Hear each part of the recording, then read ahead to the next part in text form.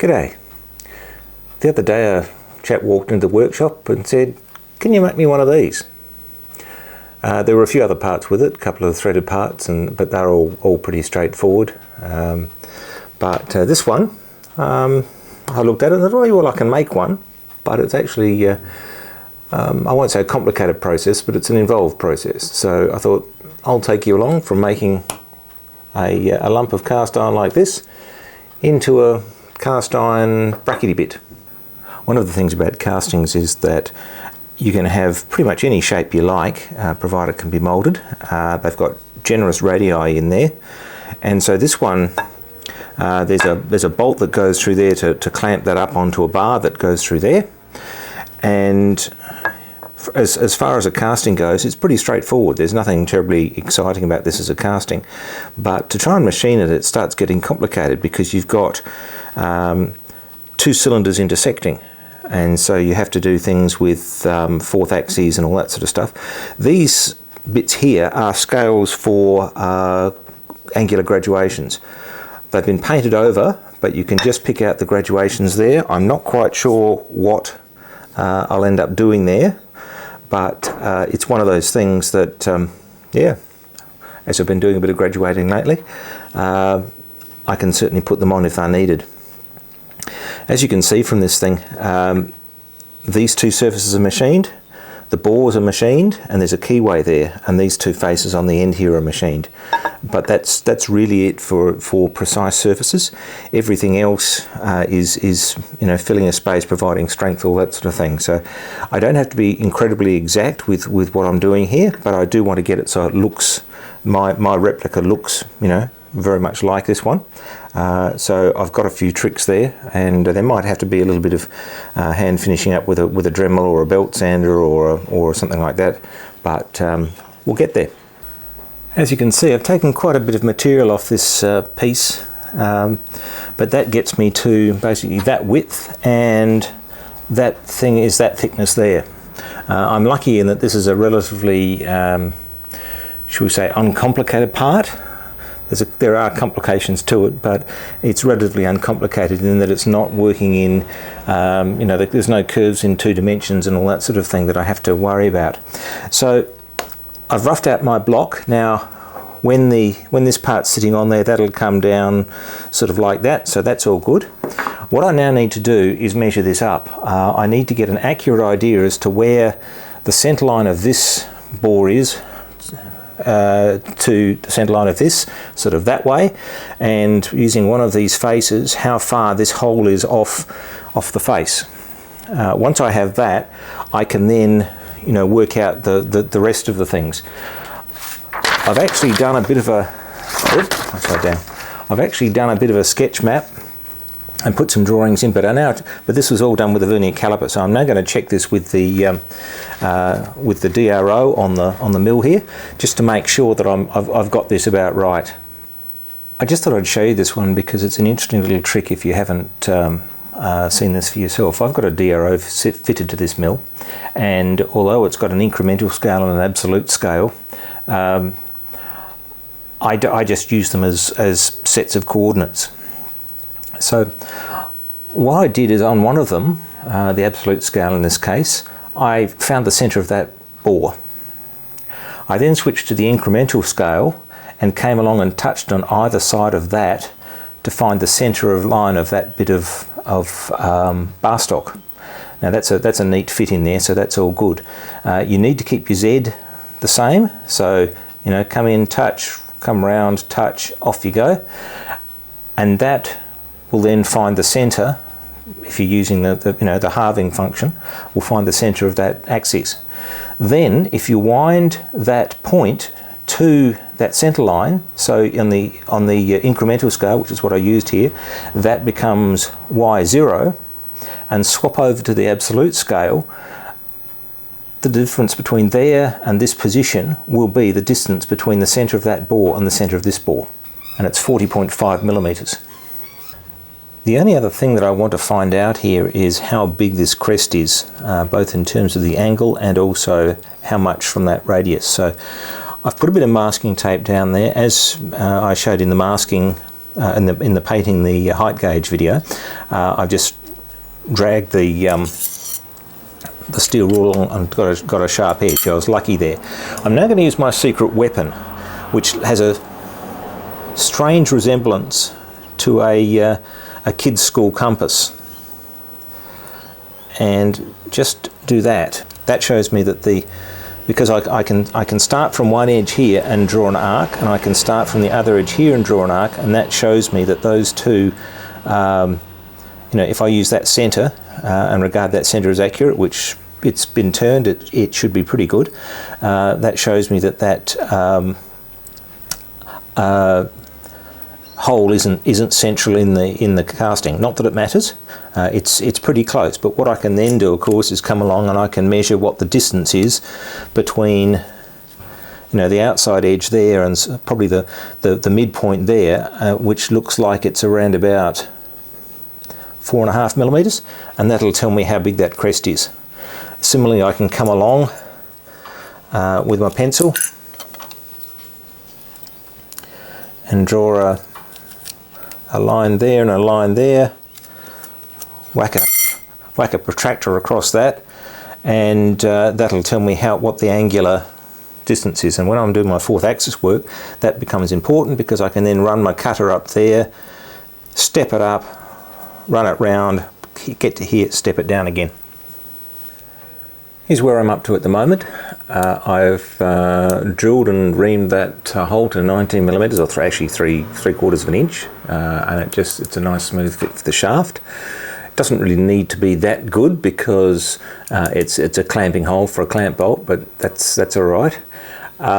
Next thing to do is do the hole through the side there, which is 1.25 inches, 32.75. So pop that through there. Once I've done that, I'm going to start nibbling off bits and pieces here just to clear away some material. You might be able to see from the scribe marks here. There's all of this to go. There's all of that to go. I'm sorry about the blotchy appearance. I've got some die-cam. It was brought back from the US by a friend of mine, Richard, some 5-10 years ago, and unfortunately the stuff's got a shelf life, and I think it's on its last leg. So I'm back down to using textures and things like that. But oh well, had a good run out of it, so can't complain too much. Just finished boring out the 1.25 inch hole here. I ran a 25mm diameter drill down there and then put the boring head. Now the reason for this is that between the two bars of this vise is a 40mm gap, and I wanted to make sure that I got it rather than drilled the vise. This sort of thing is actually problematic, because twist drills in particular and large ones can exert quite a bit of force, so you really do want to stop behind it. The only other way I probably could have done this was to set up an angle plate and clamped it to that, but putting in the vise works really nicely, and I can take that out, and you can see the holes just missed the nut in the vise there. So a successful risky operation. I'm about to pack up for the day, but there's my roughed out block. So I'm trying to get within 3-4 millimeters of the profile without actually intruding too much, because when I set this up on the rotary table, I don't want to have all sorts of stuff that the all sorts of extraneous material the cutter has to remove. So here you can see I've sort of stepped down inside this radius. There I've done the same sort of thing, knocked the corners off, and so the next thing will be to set this up on some mandrels and basically take that shape out.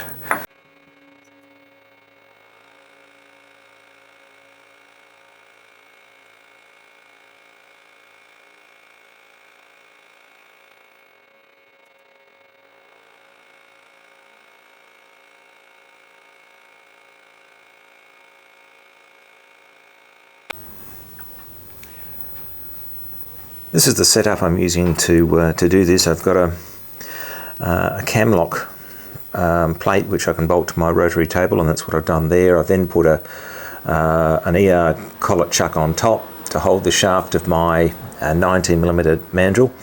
Centered that up, so that's all, this is on the axis of the rotary table.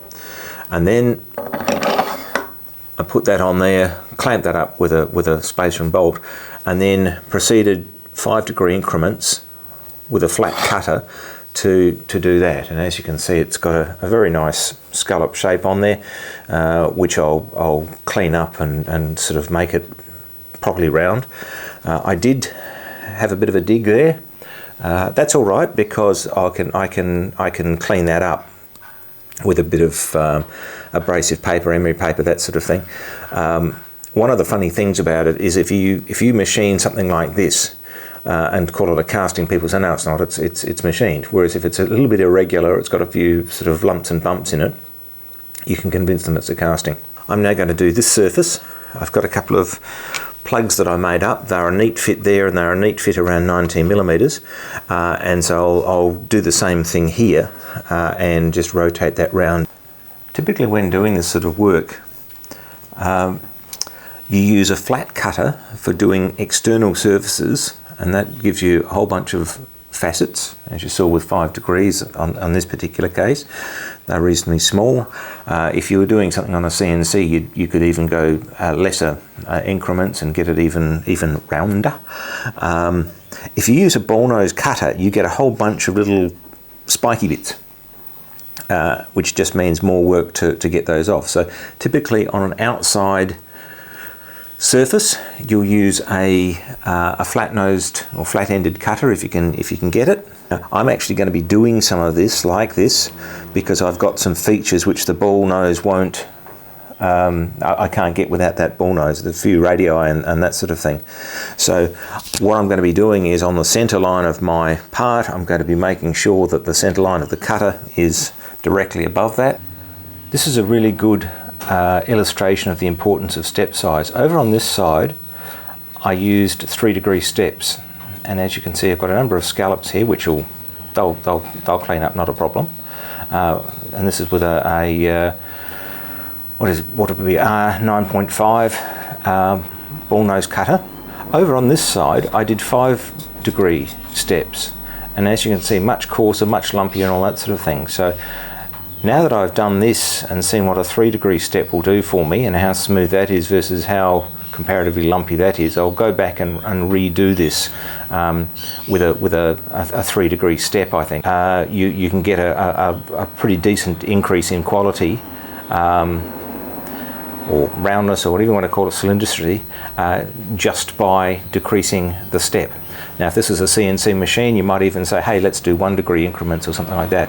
I haven't got that sort of patience, so I won't be doing that, but yeah, it's an interesting one.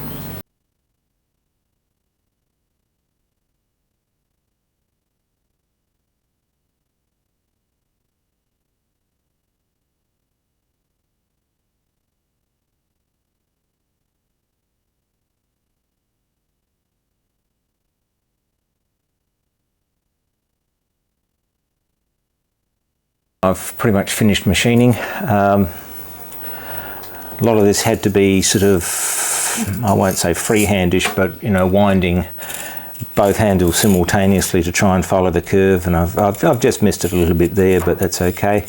Now there's a lot of work with file and sanding paper and all that sort of stuff to just sort of smooth out the tool marks and get it into a reasonable condition. But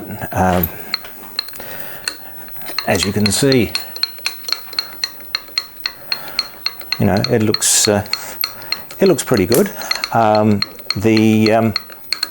Certainly the passes where I can engage the auto feed, much easier than trying to crank on the handle of the rotary table. But I've got the shape I want. That's looking pretty close. As I said, I'll smooth those bits out. So after a bit of a clean up with the file and the